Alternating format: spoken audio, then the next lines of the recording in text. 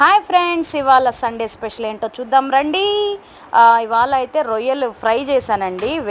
వేపుడులాగా చేశాను అనమాట. కొంచెం క్రిస్పీగా చాలా బాగుంది. టేస్ట్ అయితే చూస్తుంటే లుక్ ఎట్లా ఉందో సేమ్ తింటుంటే కూడా అదే టేస్ట్ అండి నిజంగా. మా నాన్న కూడా తింటూ ఉన్నారు. అండ్ దీని కాంబినేషన్ రసం అయితే చేశాను.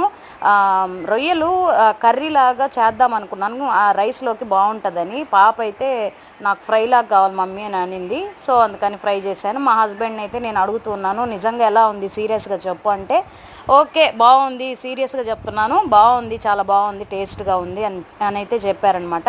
సో నవ్వు ఐఎమ్ అయితే హ్యాపీ అనమాట. చక్కగా పాప కూడా తింటూ ఉంది. పాపను కూడా అడిగాను టేస్ట్ ఎలా ఉందని. పాప కూడా బాగుందనింది.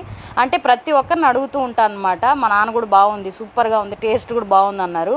అంటే నేను చేసిన వంటలు ప్రతి ఒక్కటి నేను అడుగుతూ ఉంటాను అనమాట. అంటే ఏ మిస్టేక్స్ ఉన్నాయా లేదా అని అయితే అనుకుంటూ ఉంటాను.